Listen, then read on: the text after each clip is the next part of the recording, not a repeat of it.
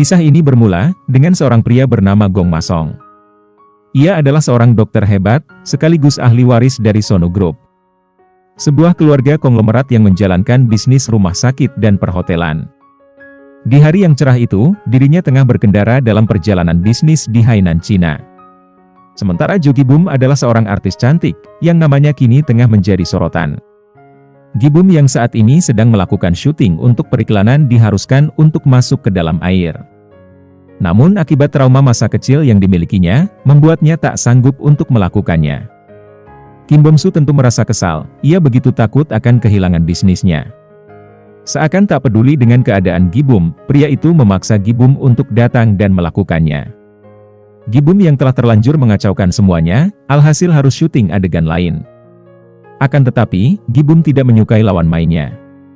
Ia merasa bahwa Hyung Jun adalah pria brengsek yang selalu mencoba untuk menyentuhnya.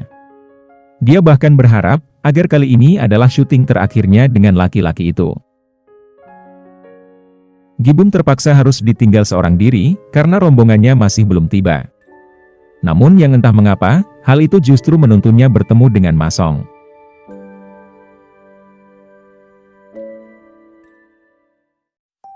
Gibum terus berjalan, sembari merasakan mulas di perutnya.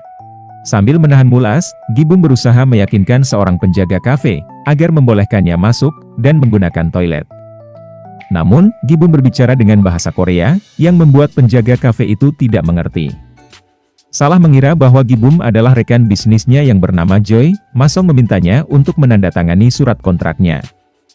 Namun yang diterima olehnya, justru hanyalah sebuah tanda tangan acak. Hal tersebut memancing kebingungan.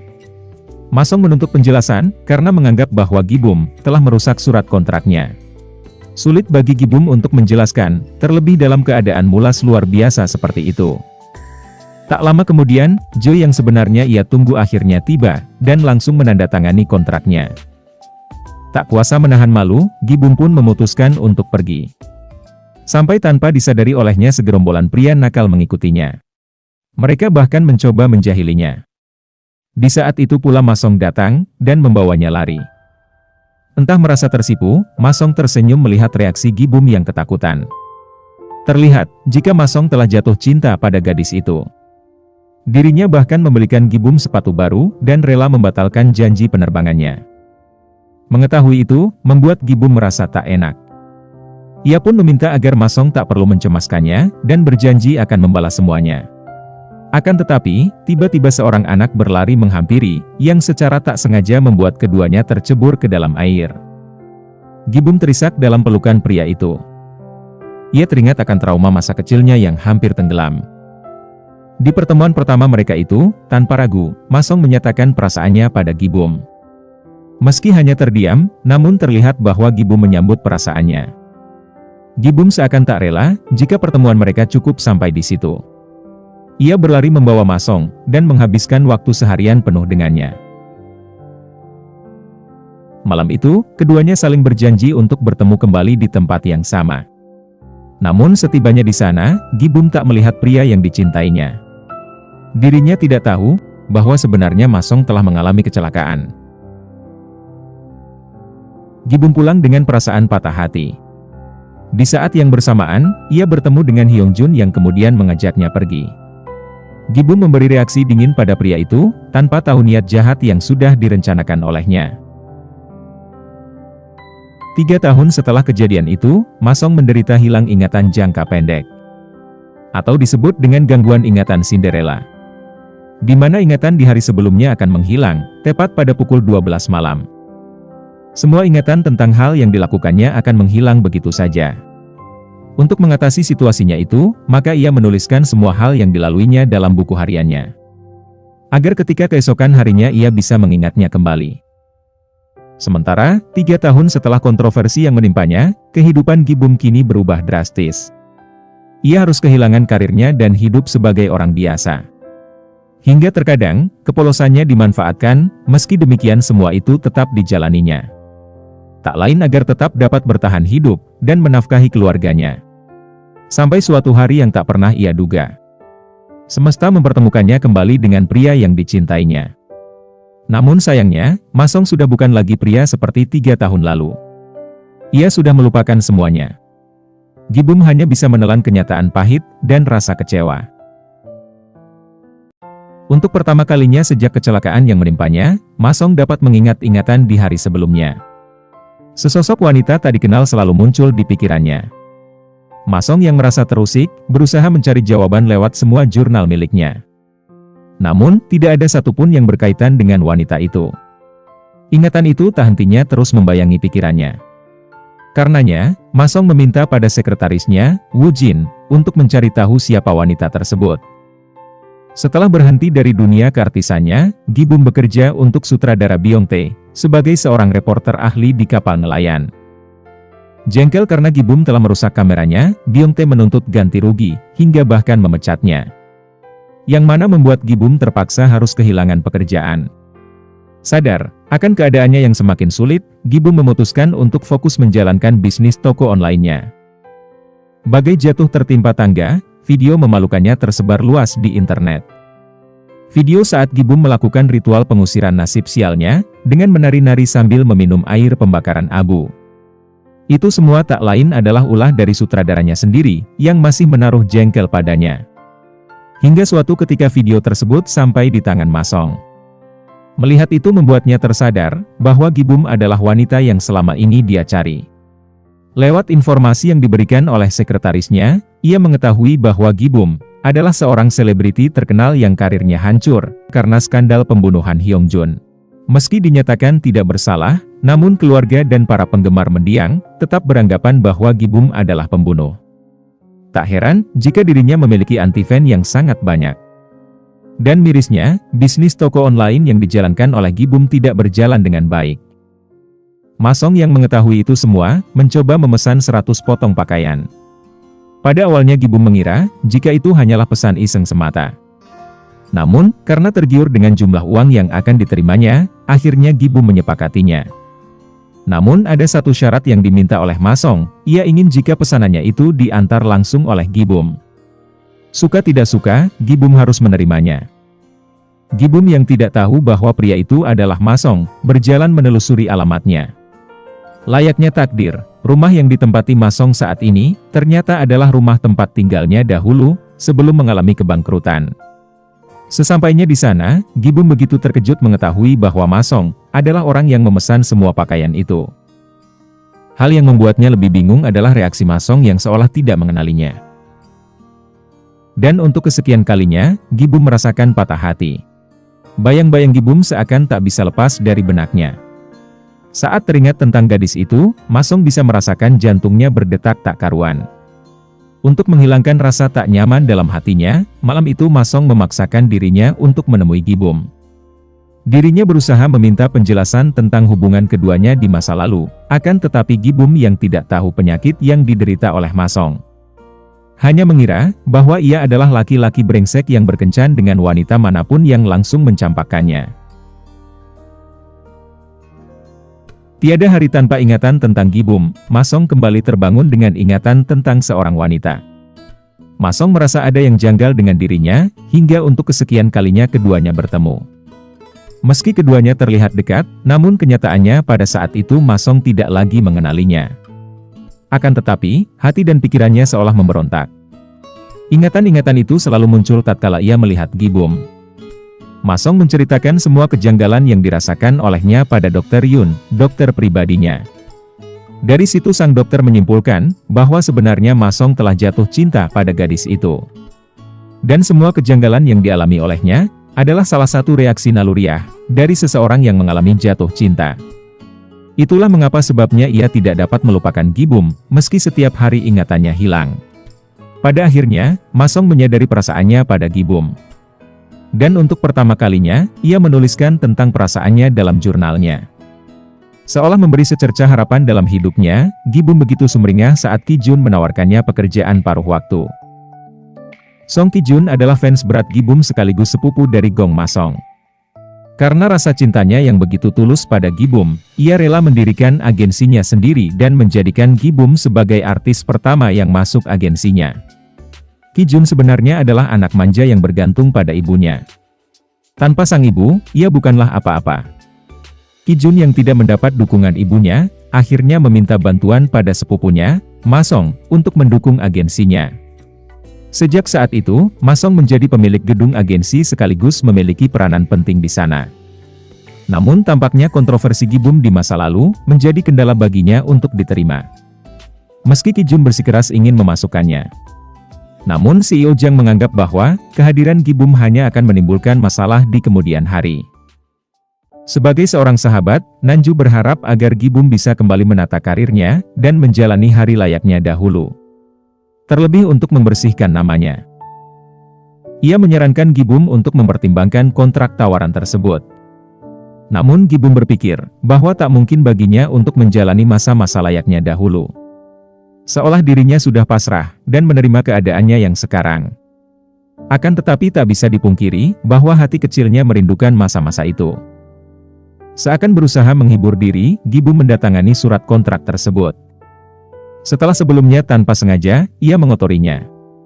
Hingga kemudian, membuangnya dengan tumpukan sampah yang lain. Setelah mengetahui bahwa Ma Song menempati rumah Gi-bum, malam itu dengan tergesa-gesa Ki Jun pergi menemui Ma Song.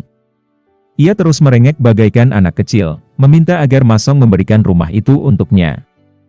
Dirinya menjelaskan bahwa ia mendapatkan rumah itu dengan bersusah payah. Ia bahkan menggunakan dana perusahaan untuk membelinya.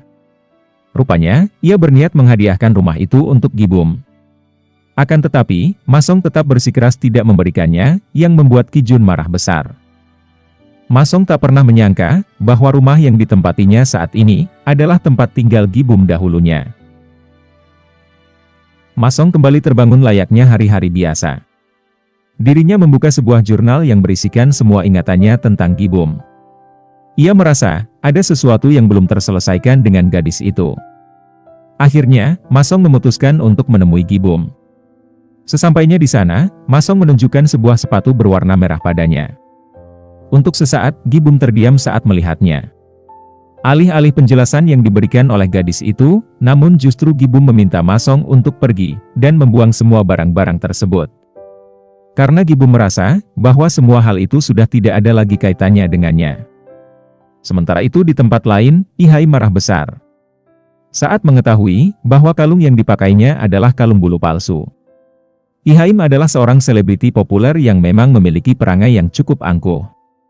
Dirinya memarahi Ranju habis-habisan dan bahkan mengancam akan memecatnya. Tak berselang lama, Gi-bum datang dan menghampiri mereka. Melihat kehadiran Gi-bum, Ihaim terkejut. Ia lantas menyinggung sikap Gi-bum 3 tahun yang lalu yang dinilainya arogan. Namun, Gi-bum sama sekali tidak mengingatnya. Dengan tatapan sinis, Ihaim mengejek penampilan Gi-bum. Gi-bum meminta maaf dan mengaku bahwa kalung tersebut dibuat olehnya. Gi-bum mengira bahwa kalung tersebut hanya akan dipakai untuk syuting. Maka dari itu, ia membuatnya dari bulu palsu. Terlebih saat itu keadaan jam yang sudah sangat mendesak. Mendengar itu sontak saja membuat Haim semakin meradang. Ia langsung menyuruh Gi-bum untuk berlutut di hadapannya, seolah ingin melampiaskan amarahnya. Tak tega melihat wanita yang dicintainya diperlakukan seperti itu, Ma Song langsung menarik tangan Gi-bum dan membawanya pergi dari sana.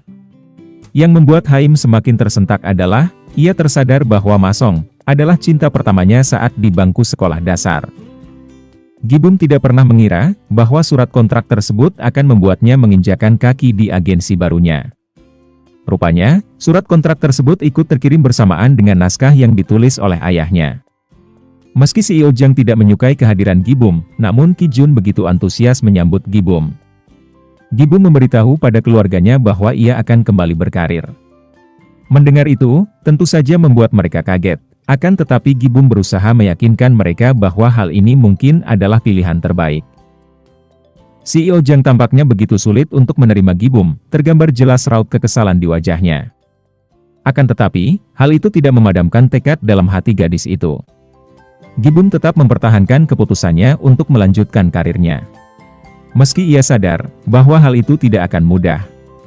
Bergabungnya Gi-bum dalam agensinya, membuat Ki Jun menjadi lebih bersemangat dalam berkarir. Sebagai langkah awal, pria itu memutuskan untuk mengikuti variety show. Namun menyadari bahwa ia tak cukup pintar untuk mengikuti kuis tersebut, pada akhirnya ia meminta bantuan sepupunya. Padahal keduanya masih bertengkar. Saat ditemui, Ma Song justru mengabaikan permintaannya.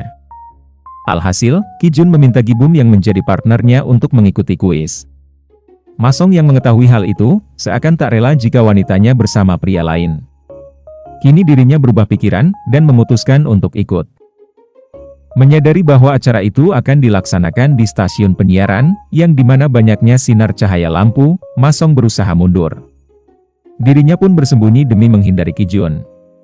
Namun tanpa sengaja, ia mendengar pembicaraan antara Gi-bum dan Kim Bom-soo. Pria itu mencemooh Gi-bum, dan mengungkit insiden 3 tahun lalu. Ia bahkan menampar Gi-bum. Melihat bagaimana Gi-bum diperlakukan, membuat Ma Song mengurungkan niatnya untuk pulang. Ma Song berjalan masuk lengkap dengan kacamata hitam di wajahnya. Sesuai dugaan, dirinya menjawab pertanyaan-pertanyaan tersebut dengan cepat dan benar. Namun ketika tiba di pertanyaan terakhir, Ma Song memilih untuk tidak menjawabnya. Tak lain, karena pertanyaan tersebut berada di layar, ia tak mampu melihatnya. Ki Jun yang berambisi untuk menang, dengan refleks menarik kacamata milik Ma Song. Kilatan-kilatan cahaya itu membuat Ma Song merasakan rasa sesak serta sakit yang luar biasa. Saat kecil, Ma Song mengalami kecelakaan yang menewaskan kedua orang tuanya. Selain meninggalkan rasa trauma, kecelakaan tersebut membuatnya menjadi lebih sensitif terhadap cahaya. Semenjak saat itu, sebisa mungkin ia selalu berusaha untuk menghindari cahaya. Nyeri hebat yang dirasakan olehnya itu, mengingatkannya pada peristiwa memilukannya di masa lalu. Saat terbangun, Ma Song sudah menemukan dirinya berada di rumah sakit. Dr. Yun yang mengetahui bahwa Ma Song pergi ke acara itu demi Gi-bum, memintanya untuk jangan melakukan hal-hal beresiko yang akan mengancam nyawanya. Setelah 2 jam terbaring lemah tak sadarkan diri, Ma Song ingin melihat Gi-bum. Namun yang dihadapannya justru sepupunya yang sedang merengek mencemaskannya. Rupanya ia tak tahu bahwa kejadiannya akan seperti ini. Ma Song yang tak berhasil bertemu dengan Gi-bum, pada akhirnya pergi menemuinya di rumah. Ia ingin melepas rindu dan memastikan wanitanya berhenti bersedih. Padahal sebelumnya ia tidak pernah keluar pada malam hari, atau mendekati seorang wanita. Namun, semenjak mengenal gadis itu, Ma Song rela melakukan apapun, hingga bahkan hal yang mengancam keselamatannya. CEO Jang memperkenalkan Gi-bum pada rekannya yang merupakan seorang sutradara sukses. Dirinya meminta sutradara itu agar memberikan Gi-bum kesempatan untuk ikut serta dalam proyek terbarunya, walau hanya sekedar peran kecil. Sayangnya pria itu menolak, ia tentu tak ingin membuat proyek barunya terancam. Karena menurutnya, melibatkan seorang bintang yang pernah terlibat kontroversi adalah hal yang beresiko. Mirisnya, ia menyarankan CEO Jang untuk mengcasting Gi-bum dalam film dewasa. Beruntungnya, CEO Jang bukan tipe orang yang suka memanfaatkan orang lain, meski dalam keadaan tersulit sekalipun. Gi-bum terkadang berandai, jika 3 tahun lalu Ma Song menepati janjinya untuk datang. Mungkin, ia tidak akan bertemu dengan Hyung Jun. Dan hidupnya tidak akan berubah menjadi seperti ini.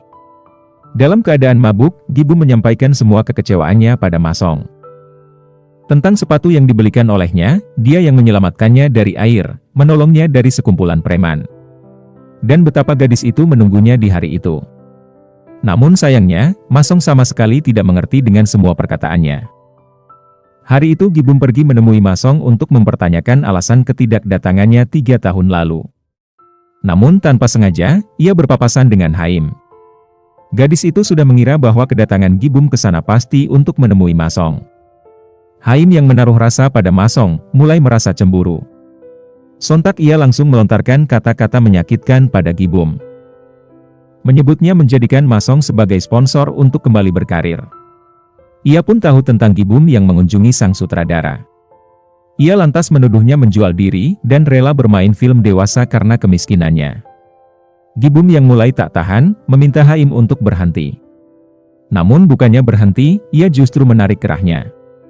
Terlanjur muak Gi-bum akhirnya melawan yang membuat gadis itu tersungkur ke bawah. Kejadian itu tentu saja memancing perhatian kerumunan orang-orang. Mereka mulai bergosip tentang Gi-bum dan menyebutnya sebagai pembunuh. Ma Song berusaha melerai dan menenangkan Gi-bum. Namun perasaan kecewa dan marah seolah sudah berkecamuk di hatinya. Malam itu, Gi-bum bersama dengan Ki Jun menghadiri sebuah pesta mewah, yang dimana dihadiri oleh para kalangan kelas atas. Sokwon, rekan Masong sekaligus seorang pebisnis kaya, yang nampaknya memiliki dendam pada Gi-bum. Rupanya, 3 tahun lalu ia menjadikan Gi-bum sebagai model iklan perusahaan apartemen miliknya. Namun akibat skandal yang menjerat gadis itu, membuat perusahaannya merugi besar.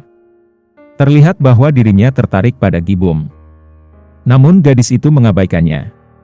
Berniat mempermalukan Gi-bum, pria itu mengundang Masong untuk menghadiri pesta, dengan alibi bahwa ia akan berdonasi 10 miliar won untuk proyek desa penyembuhan milik Masong. Di depan para tamu, pria itu membakar cek uang senilai 10 juta won dan lantas memasukkannya ke dalam anggur. Ia mengolok-olok Gi-bum soal minuman bercampur abu penghilang kesialan. Dan memintanya untuk meminumnya dengan imbalan uang senilai 1 miliar won. Akan tetapi Gi-bum tidak serendah itu, alih-alih meminumnya, Gi-bum justru menyiramkan pada wajahnya. Tak terima dengan perlakuan Gi-bum, Sokwon berusaha untuk memukulnya. Namun dengan sigap Masong menghentikannya. Sokwon mencemoohnya dengan mengatakan bahwa Masong telah terkena rayuannya. Tanpa basa-basi, Masong langsung mencium Gi-bum di depan semua orang. Pagi itu Masong terbangun tidak seperti biasanya. Wajahnya tampak berseri, kala teringat kejadian semalam. Rupanya ingatan tentang malam tadi tidak terhapus sama sekali dalam ingatannya. Rasa yang tumbuh pada gadis itu kian hari kian bertambah.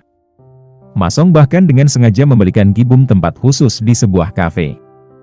Untuk pertama kali sejak kontroversi yang menimpanya, Gi-bum kembali muncul di televisi. Kim Bom-soo yang mengetahui itu berusaha berniat jahat, dengan menukar tempat acara. Dia yang tahu bahwa Gi-bum fobia pada air, membujuk sang sutradara untuk mengubahnya menjadi di kolam renang. Bukan Gi-bum namanya, jika tidak mengalami kesialan. Akibat permainan tersebut, Gi-bum tercebur ke dalam air. Miris, Gi-bum yang hampir mati hanya menjadi bahan tontonan. Mereka bahkan menyebut jika Gi-bum hanya berpura-pura tenggelam. Tak hanya itu, Kim Bom-soo juga meminta seorang jurnalis untuk menerbitkannya dalam artikel. Alhasil, Gi-bum kini menjadi bahan gosip, hingga menjadi trending topik. Sebisa mungkin Masong berusaha untuk menyelamatkan Gi-bum. Pada akhirnya, ia setuju untuk datang ke variety show yang dimana mempertemukannya dengan artis populer Lee Haim. Sebelumnya, Haim memutuskan untuk mengikuti variety show demi menemukan cinta pertamanya. Masong sendiri adalah cinta pertama Haim. Meski awalnya ia enggan untuk datang, namun demi menyelamatkan Gi-bum, Masong pun berubah pikiran.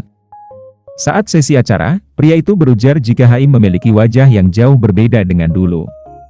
Menyebut jika artis cantik tersebut melakukan operasi plastik dan memakai sumpelan di mana-mana. Masong sendiri mengetahui itu semua dari ranju. Berkatnya, kini trending topik dikuasai oleh dirinya dan Haim. Berita miring tentang Gi-bum pun akhirnya teralihkan. Dengan perasaan campur aduk, Gi-bum pergi meninggalkan tempat itu berjalan seorang diri. Langkah gontainya membawanya pada kafe di mana ia memiliki tempat tersendiri. Tangisnya pecah saat itu juga. Tak jauh dari sana, ia melihat seorang pria, yang nampak seperti pria yang dicintainya. Dan benar saja, Masong datang menghampirinya yang tengah menangis. Lewat cerita ranju, Gi-bum tahu bahwa kehadiran Masong di acara kemarin adalah untuk menolongnya. Tak lain, agar rumor buruk tentang dirinya teralihkan, serta menghindarinya dari komentar jahat. Gi-bum pun lantas menemui Masong, sekaligus mengutarakan niatnya untuk mentraktirnya makan, sebagai rasa terima kasih. Di satu sisi, Haim benar-benar tidak bisa mengontrol perasaannya pada Masong. Meski pria itu tidak menghiraukannya, namun ia selalu berusaha mendekati dan mengejarnya. Pagi itu Masong memeriksa jurnalnya seperti biasa. Ia masih ingat dengan jelas, janji kencannya dengan Gi-bum. Akan tetapi ia tidak tahu, bahwa hari itu akan ada rapat dewan. Dalam rapat itu dijelaskan mengenai usulan perubahan terhadap proyek desa penyembuhan miliknya. Dokumen tersebut berfokus pada pembangunan rumah sakit cabang, alih-alih pembangunan desa penyembuhan. Bahkan terlihat tanda tangan Masong di sana. Namun, Masong sama sekali merasa tidak pernah dan tak mungkin menandatangani itu.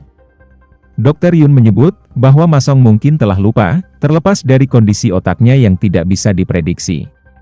Pria itu lantas bergegas pulang, dan memeriksa jurnalnya. Ia masih tak percaya, bahwa ia akan mengajukan usulan seperti itu. Merasa adanya kejanggalan dan sesuatu yang tak beres, Masong pun berusaha menyelidikinya. Ma Song melihat scan otak miliknya. Anehnya, ia tidak merasakan gejala apapun. Namun, mengapa muncul masalah baru di ingatannya? Ekspresi dan reaksi Dr. Yun tampaknya menyiratkan sesuatu. Beberapa hari sebelumnya, Ma Song menunjukkan sebuah gambar anak kecil dan seorang wanita yang tengah membungkuk. Terlihat, jika wanita tersebut mengatakan sesuatu pada anak itu. Di belakangnya pun terlihat 3 orang wanita lain. Pria purba itu lantas berusaha menemukan jawaban lewat foto-foto pemakaman orang tua Ma Song. Sejenak ia terdiam, dan menyadari bahwa Ma Song perlahan mulai mendapatkan ingatan masa kecilnya. Keanehan lainnya adalah, seperti ketika Ki Jun yang tiba-tiba berada di rumah Ma Song. Ki Jun yang saat itu dalam keadaan mabuk mengira bahwa Ma Songlah yang membukakan pintu untuknya. Dia tidak sadar bahwa Ma Song sebenarnya sedang tertidur. Agar lebih meyakinkan, Ma Song mencoba membandingkan tanda tangan miliknya dengan tanda tangan dalam dokumen tersebut. Pria itu curiga bahwa seseorang telah memanipulasi tanda tangannya. Ia menduga bahwa orang tersebut menggunakan pena yang sama dengannya. Namun, ketika dia mendatangi toko di mana ia membeli pena tersebut, si penjual berkata bahwa pena itu adalah barang unik yang khusus dibuat untuknya. Maka tak ada seorang pun yang bisa memilikinya. Ma Song benar-benar tak habis pikir dengan situasi yang dihadapinya. Seolah tertampar oleh kenyataan, Ma Song menemukan bahwa seseorang yang dekat dengannya, seseorang yang mengetahui rahasianya, dan mereka yang telah bersamanya selama 34 tahun ternyata telah menusuknya dari belakang. Pada rapat dewan berikutnya, Ma Song mengatakan bahwa tanda tangan dalam dokumen tersebut bukanlah tanda tangannya. Melainkan, dipalsukan oleh seseorang yang sekiranya akan mendapat keuntungan terbesar, jika proyek desa penyembuhan tersebut berganti fungsi. Walau Ma Song tidak menyebutkan siapa orang tersebut, namun Ketua Gong tahu bahwa orang yang dimaksud Ma Song adalah dirinya. Dengan seluruh saham yang dimilikinya, Ma Song berusaha mempertahankan proyek desa penyembuhan itu. Ia bersikukuh ingin mendirikan lembaga amal, alih-alih rumah sakit cabang yang menghasilkan laba. Setelahnya, ia langsung bergegas pergi menemui Gibum. Ia jelas ingat dengan janji kencannya. Namun saat akan menyeberang, seketika cahaya lampu mobil menyilaukan pandangannya. Membuat penglihatannya mengabur, yang tanpa sadar membangkitkan memori menyedihkan saat kematian orang tuanya. Perkataan-perkataan menyakitkan dari para bibinya itu terngiang di telinganya. Ia bahkan ingat perkataan Ketua Gong yang menyebutnya sebagai anak sial, penyebab kematian kedua orang tuanya. Tersirat dengan jelas perkataan wanita itu yang menyuruhnya untuk mematuhi setiap ucapannya dengan ancaman akan memarahinya. Malam itu, Ma Song mendapatkan memori tentang kecelakaan masa kecilnya. Akan tetapi refleks membuatnya lupa akan janji kencannya dengan Gibum. Dirinya bahkan tidak ingat mengapa ia berada di sana.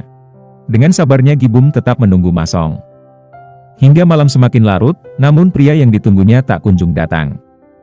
Entah mengapa, hal itu mengingatkannya pada peristiwa 3 tahun lalu, saat Ma Song tak menepati janjinya untuk datang. Pada akhirnya, Gibum pulang dengan rasa kecewa.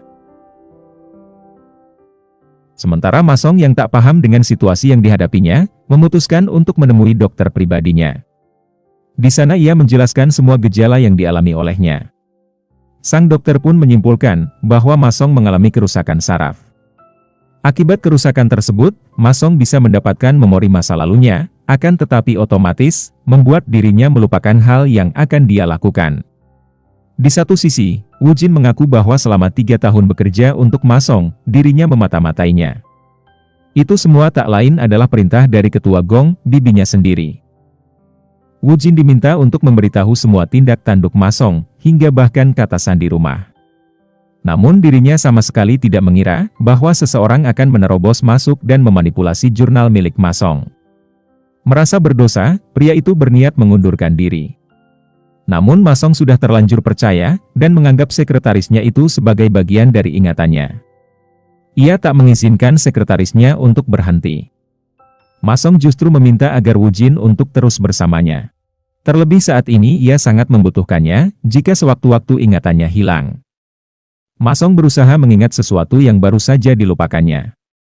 Sekretarisnya lalu memberitahu bahwa Ma Song mungkin telah melupakan janji kencannya dengan Gibum. Dan benar saja, saat ditemui Gibum memasang wajah kesal. Ki Jun melampiaskan rasa patah hatinya pada sang ibu.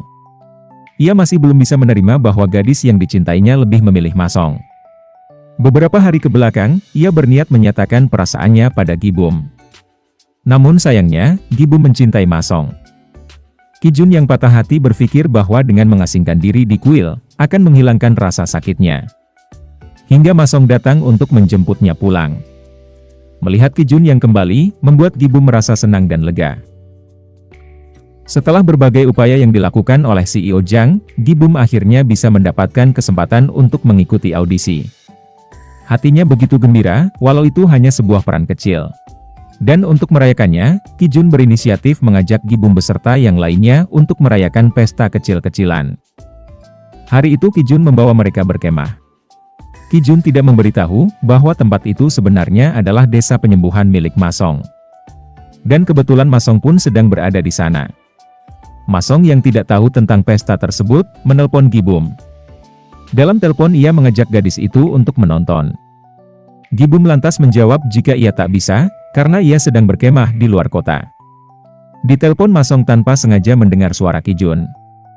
Dirinya merasa cemburu, wanitanya bersama pria lain. Tak jauh dari situ, Masong menemukan beberapa peralatan berkemah. Pantas sejak awal ia mencium aroma makanan, dan ia mendapati bahwa Gi-bum dengan yang lainnya tengah berkemah di sana. Karena Ki-jun masuk tanpa izin, akhirnya Masong memberi hukuman kecil pada Ki-jun dan Gi-bum. Keduanya diminta untuk membersihkan sampah yang berserakan. Akan tetapi di tengah itu, Ki-jun terpaksa harus pergi, karena Haim yang tiba-tiba datang menemuinya. Terpaksa meninggalkan Gi-bum berduaan dengan Masong. Mereka pun berlanjut berjalan berdua, mengitari sekeliling. Saat tiba di depan sebuah air mancur, pria itu lantas menjelaskan makna dari desa penyembuhan miliknya. Masong pun berkata, bahwa di depan air mancur itu akan membawa seseorang pada hari-hari terbahagia mereka. Dan bertanya pada Gi-bum kapankah hari-hari terbahagianya. Namun gadis itu hanya bisa termenung. Rupanya ia teringat akan kenangan 3 tahun pertemuan mereka. Sayangnya itu tidak bisa menjadi kenangan terindah, karena Masong telah melupakannya. Gi-bum pun berlalu dengan membawa naskahnya. Tiba-tiba, Masong menerima telepon dari rekan bisnisnya yang bernama Ben. Dirinya dikabari tentang rencana investasi terkait proyek desa penyembuhan miliknya. Keduanya pun sepakat akan melakukan meeting di 2 hari kemudian. Seperti biasa, Masong akan menuliskannya. Namun tanpa sengaja ia menjatuhkan sebuah foto dari dalam catatannya. Saat melihat foto tersebut, sontak pandangannya mengabur, membuat ia kehilangan kesadaran. Kilatan demi kilatan memori 3 tahun lalu terpampang dalam ingatannya. Yang mana adalah pertemuan pertamanya dengan Gi-bum di Hainan. Dengan senyum di wajahnya, Masong berlari menghampiri wanitanya. Gi-bum hanya menatapnya dengan polos, ia pun terhenyak saat pria itu mengaku bahwa ia telah ingat kenangan pertemuan pertama mereka.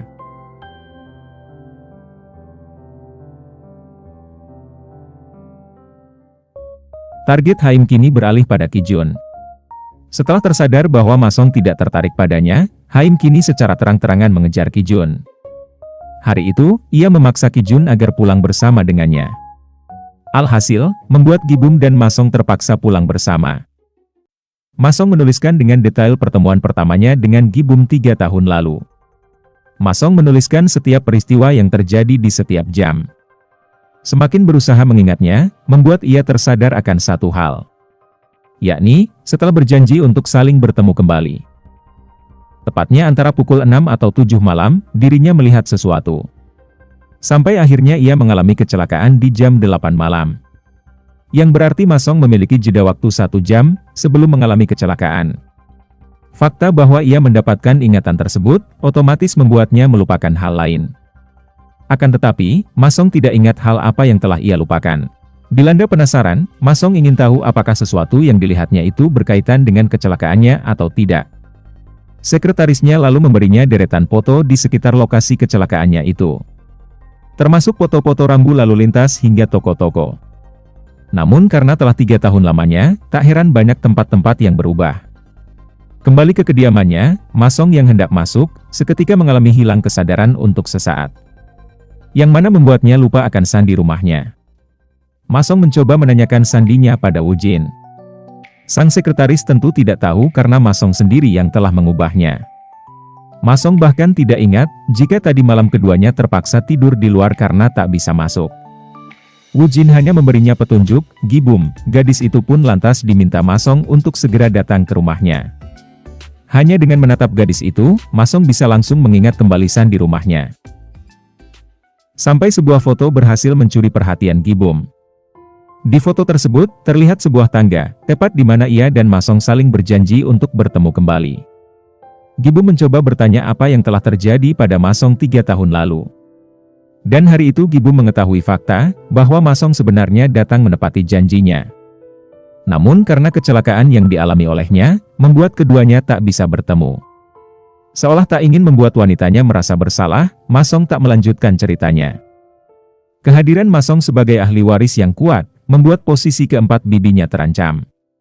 Demi memperkuat posisinya, sang bibi tertua yakni Gong Jinyang, atau Ketua Gong, meminta pada ketiga adiknya untuk menjodohkan putranya, Kijun, pada putri ahli waris Tien Group. Padahal sejatinya, Song Hua justru menyukai Masong, dan calon besarnya pun menginginkan Masong yang menjadi menantu mereka. Namun belum sempat membicarakan hal itu, sang calon besan berkata jika ia mendengar rumor aneh, bahwa Masong telah memiliki kekasih, dan Kijun yang menghabiskan malam bersama dengan seorang wanita. Wanita yang dimaksud adalah Haim. Mereka mengira, bahwa Masong dan Kijun terlibat cinta segitiga dengan bintang populer itu. Ketua Gong marah besar, dirinya lantas meminta putranya untuk menyudahi hubungan mereka. Ia tidak tahu, bahwa wanita yang sebenarnya disukai Kijun dan Masong adalah Gibum.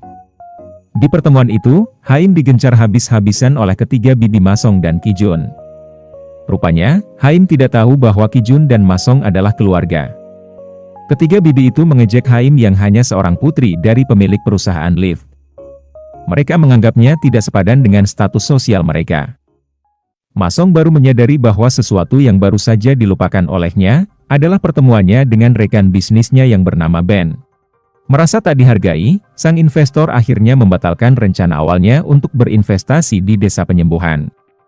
Kesempatan untuk mendapatkan dana 100 miliar won pun lenyap sudah. Di hadapan Ketua Gong, Masong meminta maaf atas kesalahannya. Namun, wanita parubaya itu benar-benar tidak bisa mentolerir kesalahan yang mungkin akan dilakukan Masong di kemudian hari. Mengingat kondisi kesehatan Masong yang kian memburuk.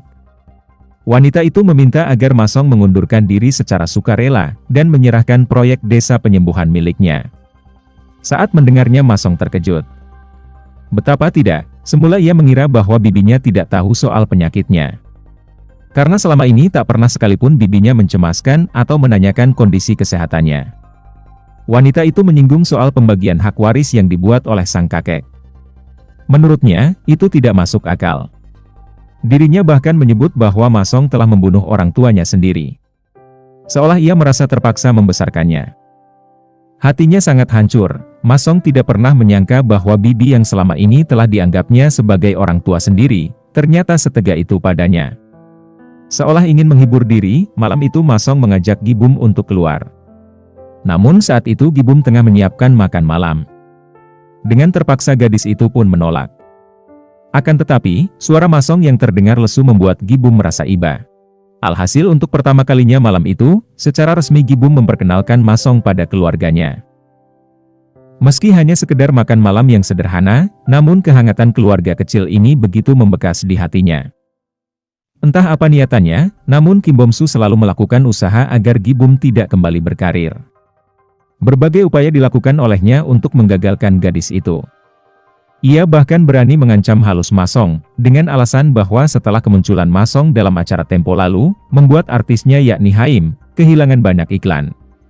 Dirinya pun mengaku, bahwa ia tahu sesuatu penting yang mungkin Masong tidak tahu. Hari itu sepertinya bukan hari baik bagi Gibum. Kijun yang polos tanpa sadar, mengatakan bahwa Gibum tengah mengikuti audisi. Kim Bom-su yang tahu, tentu tidak akan membuatnya berjalan mulus. Ia langsung pergi mendatangi Gibum. Dan di hari itu, Gibum terpaksa mendengar kenyataan pahit, bahwa pria yang dicintainya mengalami kerusakan otak, yang mengakibatkan ingatannya hilang dan pergi.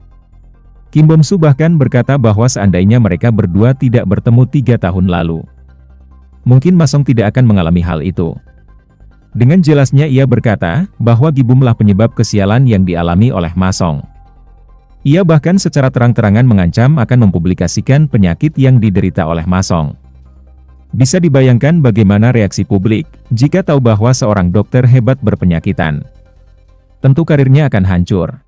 Gi-bum tidak lagi memedulikan audisinya. Di bawah guyuran hujan, ia menangis berjalan seorang diri. Menyalahkan dirinya sendiri atas apa yang telah terjadi. Tak berselang lama, pria yang dicintainya muncul. Di hadapan Ma Song tak hentinya Gi-bum meminta maaf. Gadis itu memohon pada Ma Song agar selalu mengingatnya, terlepas dari ingatannya yang mungkin akan menghilang.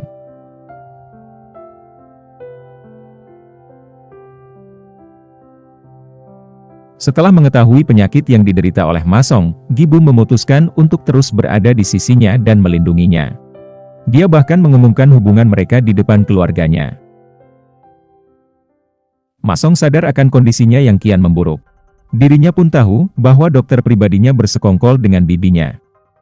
Namun itu tidak menjadi penghalang bagi Ma Song. Secara terang-terangan, di hadapan sang dokter Ma Song berkata bahwa ia akan tetap mempertahankan proyek desa penyembuhan miliknya. Sontak hal tersebut memancing kekhawatiran bagi Ketua Gong. Setelah mendapati bahwa Gi-bum menjadi penyebab di balik kembalinya ingatan-ingatan Ma Song, yang otomatis menjadi penghalang bagi wanita itu untuk mendepak Ma Song sebagai ahli waris, Ketua Gong berniat melenyapkan Gi-bum dari hidup Ma Song. Ketua Gong semakin berambisi untuk menguasai perusahaan. Dirinya telah mengatur perjodohan antara Ki Jun dan pewaris TN Group, Song Hua. Di pertemuan itu, ia mengumpulkan Ki Jun dan Ma Song bersamaan. Ketua Gong meminta pada Ma Song untuk melakukan kencan buta dengan Song Hua. Ma Song dengan jelas menolaknya, tanpa perlu lama, sang bibi meminta Ma Song agar mencalonkan Ki Jun sebagai pengganti dirinya. Sementara itu, Gi-bum mendengar kabar bahwa seorang sutradara kondang asal Amerika sedang membuka audisi untuk film terbarunya. Gi-bum sebenarnya tidak begitu yakin untuk ikut. Namun karena Ranju terus mendorongnya, akhirnya ia pun sepakat. Keesokan harinya, Gi-bum pergi melakukan audisi. Tidak seperti biasanya, audisi tersebut bertempat di sebuah lapangan golf, yang mana di sana juga Ma Song tengah bersama Song Hua. Terlihat jika Song Hua menyimpan ketertarikan pada Ma Song. Dengan gamblangnya Ma Song berkata, bahwa ia telah memiliki kekasih, dan beralih menawarkan Ki Jun, sayangnya Song Hua tidak tertarik. Sang sutradara memperkenalkan dirinya sebagai Gilbert. Ia mengaku telah mengcasting artis-artis besar. Semangat Gi-bum yang tinggi, berhasil menarik perhatian si sutradara. Namun saat melihat pria itu secara dekat, Gi-bum langsung bisa mengenalinya. Rupanya ia adalah Byung Tae. Mantan sutradaranya, yang dulu mempermalukan Gi-bum dengan menyebar video saat ia meminum air pembakaran abu. Kejadian kocak pun tak terhindarkan. Melihat Gi-bum berada di sana, membuat Ma Song terheran. Dan malah berujung menjadi kesalahpahaman kecil di antara mereka. Ketua Gong mulai melancarkan aksinya. Yang pertama dilakukan olehnya adalah mendekati sarang. Dirinya tahu bahwa adik bungsu Gi-bum itu sangat menyukai riasan. Beralasan bahwa ia akan membuang semua riasan tersebut, membuat sarang tergoda. Satu tas riasan tersebut berakhir diberikannya pada sarang. Karena keterbatasan biaya, adik Gi-bum yang bernama Jarang, lebih memilih bekerja paruh waktu, alih-alih belajar untuk melanjutkan studinya. Ia bekerja sebagai pengantar ayam goreng di sebuah restoran. Sampai seorang pria tak dikenal tiba-tiba muncul memborong ayam gorengnya. Itu semua tak lain adalah instruksi dari Ketua Gong. Di mata Ketua Gong, Mansik hanyalah seorang pria tua pengangguran, seorang pecandu alkohol miskin, yang tak akan pernah bisa membahagiakan anak-anaknya. Begitu rendahnya hingga harga dirinya pun bisa ditukar dengan uang. Ucapan menyakitkan itu dibalas Mansik dengan lemparan kaos kaki. Tak terima dengan balasan Mansik, wanita itu mulai melontarkan umpatan menyakitkan lain. Seperti putri bungsunya yang manja, yang hanya peduli akan riasan. Putra keduanya yang akan mati, dan tak akan pernah memiliki pekerjaan layak. Dan putri tertuanya yang memiliki banyak hutang, yang akan mati sebelum menikah. Sebelum pergi wanita itu melemparkannya sebuah kartu ATM dengan jumlah uang yang sangat besar di dalamnya. Dirinya pun mengingatkan Mansik agar tahu diri, agar menyadarkan putrinya, bahwa ia tidak layak bagi Ma Song. Setibanya di rumah, Gi-bum dibuat bingung dengan semua riasan yang dimiliki oleh sarang. Pun dengan ayam goreng di meja mereka. Dari mana keduanya mendapatkan semua itu? Ucap Gi-bum. Dengan nada polos bercampur kesal, Sarang berucap bahwa seorang Ahjuma kaya yang memberinya. Gibum tentu tahu siapa Ahjuma yang adiknya maksud. Merasa keluarganya terhina dan terinjak-injak, Gibum berniat mengembalikan semua pemberian itu. Masong yang tidak tahu apa-apa, merasa bertanya-tanya dengan sikap Gibum yang tiba-tiba ketus. Sekretarisnya lalu memberitahu bahwa bukan hal yang tak mungkin jika bibinya telah berbuat sesuatu pada Gibum dan keluarganya. Untuk memastikannya, Masong meminta pada sekretarisnya untuk pergi terlebih dahulu. Sedang dirinya pergi menemui Gibum. Seakan tak puas menghancurkan hidup Gibum, Kim Bom-su berniat menciptakan masalah baru. Dengan bantuan dari pengacaranya, ia berencana akan membuka kembali kasus kematian Hyung Jun, tepat di hari peringatan 3 tahun kematian bintang tersebut. Ia begitu percaya diri bahwa Masong tidak akan pernah bisa mengingatnya, terlepas dari pertemuan mereka 3 tahun lalu. Sementara itu Masong yang tengah berjalan, seketika kembali mengalami hilang kesadaran. Ingatan tentang 3 tahun lalu tiba-tiba terpampang di memorinya. Terlintas jelas dalam ingatannya, wajah seorang pria, beberapa detik sebelum kecelakaannya. Lebih mengagetkan baginya karena itu adalah wajah dari Kim Bom-su. Namun saat ditanya apakah keduanya pernah bertemu 3 tahun lalu di Hainan, Kim Bom-su mengelaknya. Pria itu bisa saja menutupinya, tapi Masong tak bisa dibohongi. Ia dapat melihat dari sorot mata Kim Bom-su yang begitu berbeda. Gibum menyadari bahwa rasa cintanya pada Masong tak bisa ditukar dengan apapun. Hari itu, ia mengembalikan semua pemberian dari ketua Gong. Dirinya pun meminta agar wanita tersebut meminta maaf pada keluarganya, karena telah menghina mereka. Terlanjur muak, sang bibi berucap pada Masong bahwa kelak ia akan melupakan semua tentang gadis terkasihnya itu. Terlepas dari penyakitnya, Masong tetap akan mempertahankan perasaannya. Kesabaran ketua Gong telah habis. Bersama dengan sang dokter, dirinya berniat mengeluarkan Masong dari perusahaan. Dalam rapat dewan nanti ia berencana untuk mempublikasikan penyakit Masong, dan menghapus semua saham miliknya. Serta mengambil alih proyek desa penyembuhan. Semenjak Gibum mengembalikan pemberian dari ketua Gong, suasana di rumahnya menjadi canggung. Terutama Sarang yang nampak tak bersemangat dan kesal. Gibum sadar bahwa adiknya hanya seorang gadis remaja. Berusaha menghiburnya, Gibum mencoba membelikannya salah satu. Namun apalah daya, harganya terlalu mahal baginya. Sebagai permintaan maaf atas perlakuan bibinya, Masong membelikan sarang riasan yang begitu banyak. Tindakannya itu berhasil membuat adik Gibum itu tersenyum kembali. Dirinya lalu menghadiahi Jarang dengan kesempatan untuk masuk universitas.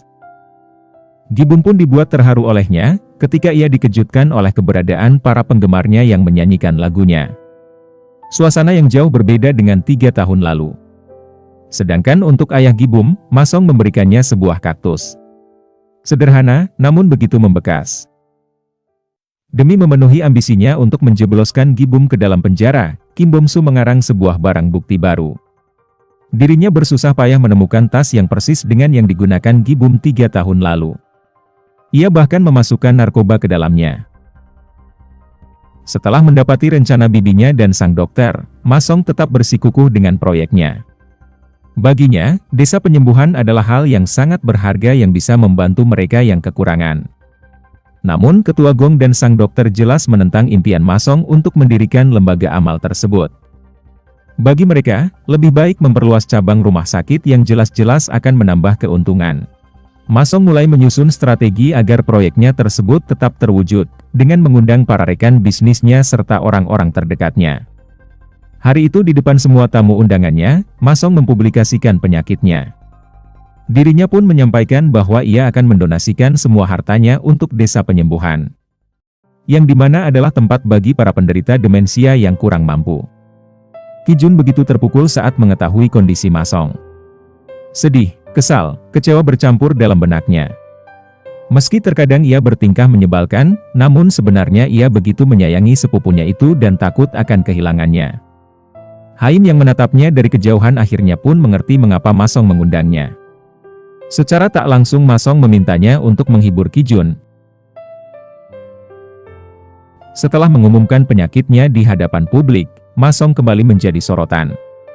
Mengetahui bahwa Ma Song akan menyumbangkan seluruh asetnya, membuat ketua Gong marah besar. Wanita itu meminta Ma Song untuk mengurungkan niatnya. Namun Ma Song adalah seorang idealis, ia tetap pada pendiriannya. Rencana ketua Gong untuk menguasai perusahaan pun akhirnya gagal total. Menyadari bahwa Ma Song menderita penyakit, membuat Qi Jun rela melepaskan cinta pertamanya. Dirinya memutuskan untuk mengalah. Namun, sebagai permintaan terakhir, ia ingin menghabiskan waktu seharian penuh dengan wanita yang dicintainya. Di matanya, Gi Bum adalah wanita yang sangat spesial. Meski ia sadar bahwa cintanya tak mungkin berbalas. Sejak hari itu, dengan berat hati ia memutuskan untuk berhenti berharap pada Gi Bum. Qi Jun sebenarnya mulai menyukai Haim, dan tahu bahwa gadis itu dimanfaatkan oleh Kim Bom Su. Malam itu, Qi Jun berniat untuk menghibur Haim dan mempertimbangkan gadis itu untuk masuk ke dalam agensinya. Namun Haim sudah terlanjur lelah, karena Qi Jun selalu mengabaikannya. Dirinya menganggap bahwa Qi Jun hanya mempermainkannya saja. Qi Jun pun menjelaskan bahwa ia tidak bermaksud demikian, ia hanya ingin membuka hati ketika kesedihannya telah usai. Dan sejak malam itu, keduanya resmi menjalin cinta. Gejala lain yang dialami oleh Ma Song adalah penurunan indera perasa. Tidak satupun makanan yang bisa dimakannya dengan nyaman, semua terasa hambar. Tak heran bila akhir-akhir ini selera makannya kian menurun. Seraya kapasitas otaknya melemah, semua inderanya termasuk perasa, pendengaran dan penglihatan mulai menumpul. Namun di saat yang bersamaan, kilatan ingatan baru melintas di kepalanya. Dalam ingatannya, ia melihat wajah seorang pria yang tidak dikenalinya. Namun anehnya, dalam ingatannya tersebut ia mengikuti pria itu. Dan tepat bersama pria tersebut adalah Kim Bom Su. Sampai berita tentang Gi Bum kembali menyebar. Mengabarkan bahwa kejaksaan akan membuka kembali kasus kematian Hyung Jun. Rasa penasaran Ma Song kini terjawab sudah. Sekarang ia menemukan fakta, bahwa pria yang ia lihat dalam ingatannya adalah Hyung Jun. Pikiran Gi Bum langsung tertuju pada Kim Bom Su. Gi Bum tak terima dengan niat keji yang dilakukan oleh mantan CEO-nya itu. Menjebaknya dengan barang bukti palsu yang jelas-jelas itu bukanlah tas miliknya, dan menjadikannya sebagai kambing hitam. Yang membuat orang-orang bingung adalah bagaimana bisa, Gi Bum yang sedang dalam keadaan mabuk, berada dalam kamar yang sama dengan Hyung Jun. Sedang Hyung Jun sendiri tengah mabuk. Mustahil aktor itu yang menggendong Gi Bum. Sebelum melakukan aksi kotornya, terlihat jika Hyung Jun mengkonsumsi sabu. Tak lama setelah itu, ia merasakan nyeri hebat di dadanya dan berusaha menelpon Kim Bom Su. Segera Kim Bom Su bergegas menghampirinya, namun setibanya di sana ia sudah menemukan Hyung Jun dalam keadaan tewas. Demi menghilangkan barang bukti, dirinya membersihkan sisa obat terlarang tersebut. Dalam benaknya, Ma Song tak tega melihat Gi Bum yang harus menjalani kembali persidangan sebagai tersangka. Di saat gadis itu tak bersalah. Seketika di pikirannya terlintas sebuah toko tato bernama Morsola. Tempat di mana ia bertemu dengan Kim Bom Su dan Hyung Jun. Ma Song tidak punya banyak waktu. Sebisa mungkin ia ingin segera mengingat yang terjadi saat itu. Agar dirinya bisa menjadi saksi untuk melindungi wanitanya. Otaknya bekerja keras untuk mengingat-ingat semua kepingan memori. Akibat terlalu memaksakan diri ditambah pola makannya yang buruk, Ma Song mengalami kelelahan. Karenanya, Wu Jin berinisiatif mengajak Ma Song untuk makan siang di sebuah restoran Cina. Setibanya di sana, Ma Song langsung merasakan sensasi yang sama seperti di toko tato 3 tahun lalu. Kebetulan aneh lainnya adalah restoran tersebut menyajikan sebuah teh kelapa yang berasal dari Hainan. Saat meminumnya, seketika potongan ingatan lain pun muncul. Demi mengembalikan keseluruhan ingatan 3 tahun lalu, Ma Song meminta bantuan sang dokter untuk menghipnotisnya. Dokter Yun mengingatkannya bahwa hal itu akan memperparah kondisinya, dan lebih parahnya lagi hingga bahkan mengancam nyawanya. Namun Ma Song seakan tak peduli, yang terpenting baginya saat ini adalah bagaimana caranya agar ia bisa menyelamatkan Gi Bum. Hari di mana Gi Bum menjalani interogasi pun tiba. Sesampainya di sana, Gi Bum langsung disambut oleh kemarahan para penggemar Hyung Jun. Mereka menyerbunya dengan lemparan telur dan botol. Belum lagi cacian yang harus Gi Bum terima. Kehadiran Ma Song yang tiba-tiba, langsung memeluknya. Berusaha melindungi gadis itu dari amukan para penggemar Hyung Jun. Selanjutnya Qi Jun, yang datang dengan gaya tengilnya, membantu mengamankan Gi Bum. Hari itu Masong hadir sebagai saksi. Namun saat akan memberikan pernyataannya, Masong kembali mengalami gangguan ingatan. Mendadak ia lupa pada memori penting tersebut. Beruntung, berkat tato miliknya, ia berhasil mengingatnya lagi. Terlihat jika Masong memasuki ruangan itu, dan bertemu dengan si pemilik toko. Awalnya Masong biasa saja, sampai tanpa sengaja ia mendengar pembicaraan antara Kim Bom-soo dan Hyung Jun, yang merencanakan niat keji pada Gi-bum. Tak hanya itu, Masong pun melihat keduanya menerima sebuah obat dari si pria tadi. Masong bahkan menggambarkan si pemilik toko tersebut lengkap dengan ciri fisiknya. Lewat pernyataan Masong inilah, Kim Bom-soo ditetapkan sebagai tersangka baru atas kematian Hyung Jun. Tak lama setelah kesaksian yang diberikan oleh Masong, polisi berhasil menangkap si pembuat tato yang sekaligus seorang penjual narkoba. Kini Kim Bom-soo didakwa karena percobaan pemerkosaan serta transaksi narkoba. Kabar baiknya, Gi-bum berhasil lepas dari segala macam tuduhan, bukti bahwa selama ini dirinya tidak bersalah. Masong berhasil membersihkan nama Gi-bum. Tak terima bahwa dirinya harus berakhir di penjara, Kim Bom-soo mulai menyusun rencana curang untuk melibatkan yang lain. Di samping itu ia menemukan fakta, bahwa kecelakaan yang dialami Masong 3 tahun lalu, ternyata bukanlah sekedar kecelakaan biasa. Melainkan ada seseorang yang bermain di dalamnya. Usai berhasil menyelamatkan Gi-bum, Masong menjalani aktivitas kerjanya seperti biasa. Namun tiba-tiba langkahnya terhenti, saat dirinya berpapasan dengan sang dokter. Seketika dalam memorinya terngiang percakapan ponsel antara keduanya saat ia berada di Hainan. Pertanyaan mulai timbul di benak Masong. Apa yang sebenarnya terjadi saat itu? Rasa penasarannya itu membuatnya memeriksa berkas-berkas dari 3 tahun lalu. Woo Jin bercerita, bahwa 1 minggu setelah dirinya menjadi sekretaris, seharusnya pelantikan Masong dilaksanakan. Namun naasnya Masong mengalami kecelakaan, tepat sehari sebelum pelantikannya sebagai direktur. Fakta mengejutkan lainnya adalah, perubahan lokasi pertemuan antara Masong dengan rekan bisnisnya yang bernama Joy. Yang semula di Rusia berubah menjadi di Hainan. Agar semakin yakin, Masong mencoba menanyakan hal tersebut pada Dr. Yun. Ia bertanya apakah sang dokter tahu, bahwa saat itu dirinya tengah berada di Hainan. Namun sang dokter menjawab bahwa ia tidak tahu Masong berada di sana. Dirinya pun mengaku kaget mendengar berita kecelakaannya itu. Masong tahu betul bahwa sang dokter telah membohonginya. Jelas dalam ingatannya jika pria itu tahu bahwa Masong berada di Hainan. Demi memuluskan rencananya, Kim Bom-soo bersikeras mengorek informasi terkait kecelakaan yang dialami Masong. Terkuak bahwa dalang dibalik peristiwa tragis Masong tersebut, adalah dokter pribadinya sendiri. 3 tahun lalu, dokter itu menyewa seorang pembunuh bayaran untuk membunuh Masong. Dengan akal liciknya, Kim Bom-soo memanfaatkan situasi itu untuk memeras ketua Gong. Di hadapan keduanya, Kim Bom-soo berujar akan membeberkan semuanya. Yang otomatis akan membuat mereka mendapatkan kerugian. Namun hal itu bisa terselesaikan, jika wanita tersebut bersedia membayarnya 100 miliar won dan melindunginya dari jeblosan penjara. Ketua Gong tak punya pilihan lain, selain menyepakati permintaan tersebut. Tanpa sepengetahuan keduanya, Kim Bom-soo diam-diam merekam semua percakapan mereka. Tak puas dengan hal itu, Kim Bom-soo lalu menyerahkan rekaman tersebut pada Masong. Betapa tersentaknya Masong kala mendengar isi dari rekaman itu. Kini dirinya tahu bahwa bibinya lah otak di balik kecelakaan yang dialaminya. Masong terlihat begitu terpukul, bahkan sampai meneteskan air mata. Mendengar semua kenyataan yang baru diketahuinya. Keesokan harinya, Masong meminta sang bibi untuk menemuinya di sebuah restoran kecil. Di hadapannya penuh dengan hidangan. Masong seolah membiarkan bibinya melihat apa yang telah wanita itu perbuat padanya. 1 sendok setengah garam, ia masukkan ke dalam mangkuk supnya. Akan tetapi tetap saja, Masong tidak bisa merasakan apapun. Saat itu, ia memberitahu bibinya, bahwa dirinya telah tahu segalanya.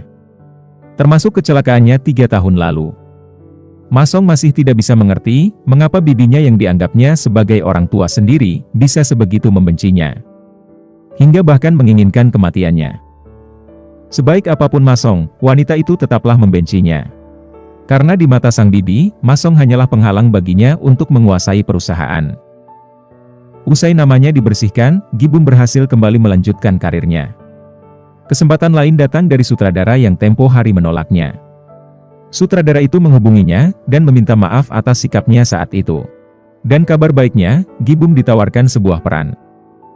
Sore itu, Gi-bum yang sehabis pulang dari audisi berniat mengunjungi Ma Song.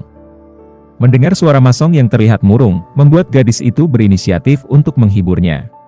Tampak sebuah sorot mata sayu bercampur kecewa di mata Ma Song, menggambarkan luka besar yang teramat dalam di hatinya. Tubuhnya tak kuasa menahan sakit fisik serta batinnya itu. Hingga pada akhirnya ia pun tumbang. Gi-bum bersama dengan Woo Jin duduk di ruang tunggu rumah sakit.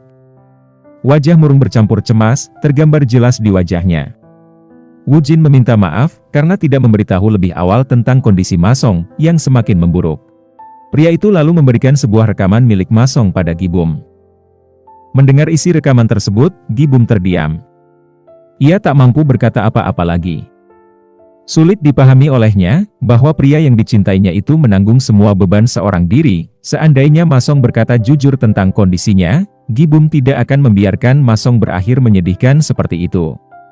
Sementara itu, Ma Song yang baru saja tersadar, diam termenung. Rasa sakit itu seolah telah menjalar jauh ke dalam hatinya. Kendati demikian, ia tak punya banyak waktu. Ia sadar akan penyakitnya. Dirinya harus segera menyelesaikan semua urusannya. Memastikan desa penyembuhan terwujud, dan termasuk dengan terpaksa mengakhiri cintanya. Hari itu, Ma Song mengajak Gi-bum berkencan. Ia ingin menghabiskan waktu seharian penuh dengan wanita yang dicintainya. Mengukir kenangan manis sebelum ia harus pergi meninggalkan gadis itu untuk selamanya. Sementara itu, pertemuan pertama Haim dengan Ketua Gong tampaknya mendapatkan respon yang kurang baik. Ia menilai bahwa Haim adalah wanita gila harta, yang berniat memoroti putranya. Dirinya pun menuding, bahwa Haim adalah penyebab Ki Jun mengajukan gugatan permintaan hak waris darinya. Secara terang-terangan, Ketua Gong meminta Haim untuk pergi menjauh dari putranya. Walau sang ibu tidak merestui hubungan mereka, namun Ki Jun tetap bersikukuh mempertahankan hubungan mereka. Bukan tanpa alasan, melainkan ia telah benar-benar jatuh cinta pada gadis itu. Ma Song semakin yakin dengan niatnya untuk meninggalkan Gi-bum. Namun di sisi lain, ia juga tidak ingin menyakiti perasaannya. Ma Song berkata bahwa ia akan pergi keluar kota untuk membicarakan kontrak iklan yang tempo lalu ditawarkannya pada Gi-bum. Selain itu, ia juga telah memesankan Gi-bum tiket ke Amerika untuk mengikuti audisi di sana. Bukannya senang, Gi-bum justru merasa sedih. Walau hanya seminggu, namun Gi-bum seakan tak rela jika harus berjauhan dengan Ma Song. Di hari penerbangannya, Gi-bum menyempatkan diri untuk menemui Ma Song. Dirinya bahkan menyiapkan banyak makanan untuk kekasihnya itu. Kini giliran Ma Song untuk menemui sepupunya. Alih-alih berkata jujur tentang kepergiannya, Ma Song justru berpesan agar Ki Jun menjalankan desa penyembuhan miliknya. Walau terkadang sepupunya itu bertindak kekanakan dan terlihat bodoh, tapi dalam lubuk hatinya, Ma Song begitu sayang padanya. Melihat Ma Song yang bersikap tak biasa, sedikit menimbulkan perasaan aneh dalam benak Ki Jun. Berbeda pada sang bibi, Ma Song berterus terang tentang kepergiannya. Dia bercerita bahwa ia akan tinggal di Baltimore, tempat tinggalnya sewaktu kecil dahulu. Ia pun berpesan agar bibinya merahasiakan hal ini pada Ki Jun. Terakhir, Ma Song menemui Dr. Yun. Dirinya bahkan memberikan semua jurnal riset penelitiannya pada sang dokter. Ma Song tiba di bandara, segera bersiap untuk penerbangannya. Namun tiba-tiba tanpa sepengetahuannya, Woo Jin datang menghampirinya. Rupanya ia berniat pergi mengikuti Ma Song. Woo Jin hanya ingin mendedikasikan dirinya sebagai sosok yang selalu ada untuk Ma Song. 1 minggu kemudian, Gi-bum kembali pulang dari audisinya di Amerika. Kedatangannya disambut gembira oleh Nanju, CEO Jang dan manajernya. Namun dikarenakan satu dan lain hal, Ki Jun tak bisa ikut menjemputnya. Yang membuat Gi-bum lebih bingung adalah ia juga tidak melihat Ma Song di sana. Semenjak kepergian Ma Song yang tiba-tiba, membuat Gi-bum dan Ki Jun merasa sedih. Sudah 1 bulan lamanya Ma Song pergi meninggalkan mereka. Tak ada satupun yang bisa menghubunginya. Gi-bum menghabiskan hari-harinya berharap ia bisa mendengar kabar dari sang kekasih. Di sela-sela obrolan mereka, sang ayah hanya mendengarkan sembari menatap sebuah foto lama. Dalam foto tersebut, terlihat Gibum yang masih kecil, dan dua anak laki-laki lainnya. Ketika melihat foto itu, Ki Jun sontak langsung mengenalinya. Ia ingat jika dua orang anak laki-laki itu adalah dirinya dan Ma Song. Mimpi buruk Gibum kini terjawab sudah. Kini dirinya tahu bahwa anak yang menyelamatkannya saat tenggelam adalah Ma Song. Pria yang dicintainya, ternyata selama ini adalah penyelamat hidupnya. 1 bulan sudah Ma Song menghilang. Yang ada dalam benak Gibum hanya penantian di tengah rasa hampa. Pagi itu, seolah harapannya terkabul. Ketika bayang seseorang muncul di hadapannya. Hati kecilnya berharap bahwa sosok itu adalah pria yang selama ini dirindukannya. Namun rupanya bukanlah Ma Song, melainkan Wu Jin yang datang membawa kabar buruk. Wu Jin bercerita bahwa memang pada awalnya ia pergi bersama dengan Ma Song. Niat Ma Song pergi ke sana adalah untuk meminta bantuan atas penyakitnya. Namun mirisnya Ma Song tidak bisa menemukan jalan keluar untuk penyakitnya. Hingga tiba-tiba, Ma Song pergi meninggalkannya tanpa sepatah kata apapun dan membuat keduanya terpaksa berpisah. Wu Jin bahkan mencoba mencari ke setiap rumah sakit, berjaga-jaga barangkali dia menemukan mayat tanpa keluarga. Bukan tanpa alasan, karena kepergian Ma Song dengan keadaannya yang sudah sedemikian buruk. Kemungkinan ia pergi untuk menyiapkan kematiannya seorang diri. Gibum terjatuh lemas mendengar semua penjelasan yang keluar dari mulut Wu Jin. Seolah ia sulit percaya dengan apa yang baru saja didengarnya. Wu Jin tidak punya pilihan lain. Dengan terpaksa ia memberikan rekaman milik Ma Song pada Ki Jun. Saat tahu bahwa sang ibu adalah dalang di balik kecelakaan Ma Song, Ki Jun marah besar. Sang ibu berujar bahwa itu adalah demi kebaikannya. Itu semua dilakukan agar Ki Jun bisa menjadi ahli waris. Namun Ki Jun tak peduli, ia hanya ingin hidup bebas. Tidak pernah sedikit pun terpikir olehnya untuk menguasai perusahaan.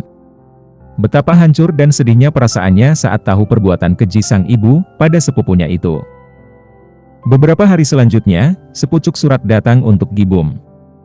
Rupanya, itu adalah surat yang dikirim oleh Ma Song dari Hainan.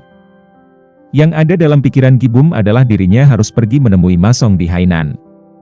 Gibum masih menyimpan harapan begitu besar, berharap bisa bertemu kembali dengan cintanya. Apapun hasilnya nanti, dia tetap akan pergi menemui kekasihnya itu. Setibanya di sana, Gibum mengunjungi semua tempat, di mana ia dan Ma Song menghabiskan waktu bersama 3 tahun lalu. Walau ia tidak tahu di mana keberadaan Ma Song, namun sosok pria itu seakan hadir dalam benaknya. Gibum seolah bisa merasakan kehadirannya.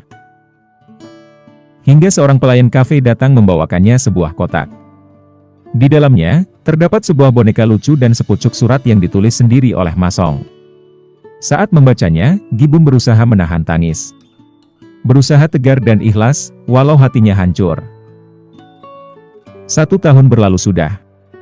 Karir Gibum di dunia keartisan kembali menanjak. Kesuksesannya bahkan mengungguli Haim yang semula dikenal sebagai bintang populer. Sementara, Ki Jun kini telah menggantikan posisi Ma Song sebagai direktur. Sikapnya sekarang berubah menjadi lebih dewasa dan tenang. Sedangkan ketiga bibi Ma Song harus ditahan karena telah melakukan penyerangan kepada supir dan pekerja keamanan mereka. Ketua Gong pun disebut melakukan hal yang serupa. Akibatnya, nilai saham perusahaan mereka menjadi turun.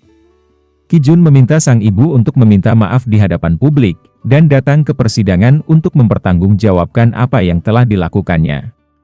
Selain itu, ia merasa bahwa hal ini adalah salah satu bentuk pembayaran atas perbuatan jahat sang ibu pada Ma Song. Di tempat lain, terlihat Wu Jin tengah berjalan menghampiri seseorang. Ternyata, selama ini Ma Song tinggal di desa penyembuhan. Tanpa sepengetahuan yang lain Wu Jin dan Dr. Yun yang merawatnya. Semua berawal dari pertemuan tak terduga antara Ma Song dan sang dokter 1 tahun lalu. Kala itu, Ma Song yang hampir diambang kematiannya, bertemu dengan sang dokter.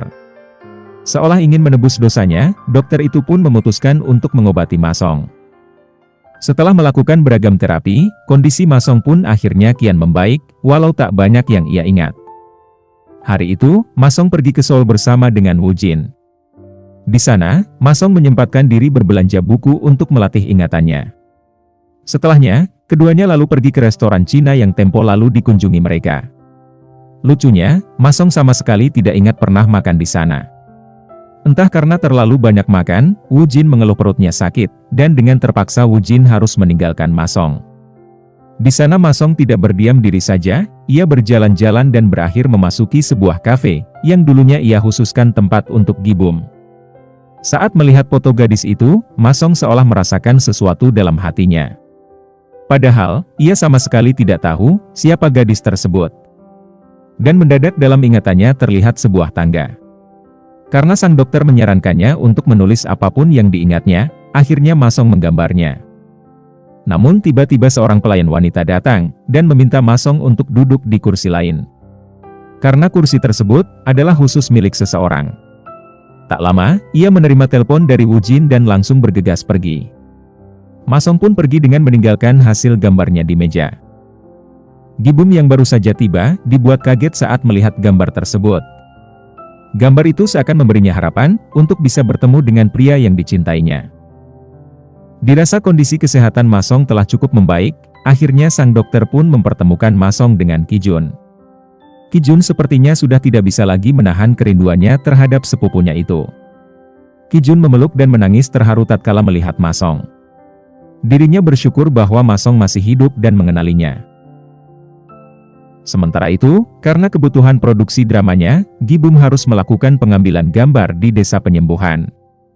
Mengikuti arahan sang sutradara, Gibum pun berjalan seorang diri menyusuri tempat itu. Sampai tiba-tiba, ia melihat sesosok pria yang tampak persis dengan seseorang. Gibum merasa terharu melihat laki-laki di hadapannya itu.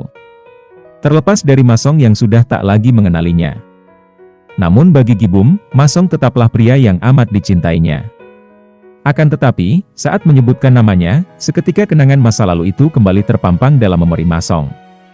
Kini Ma Song ingat bahwa wanita di hadapannya itu, adalah wanita yang selama ini mengisi hatinya.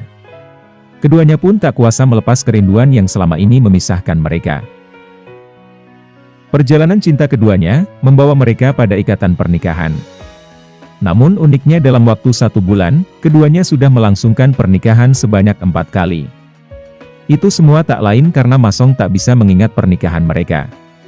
Namun, hal itu sama sekali tak menghapus perasaan di antara keduanya. Setiap hari kebersamaan mereka terasa baru dan membekas.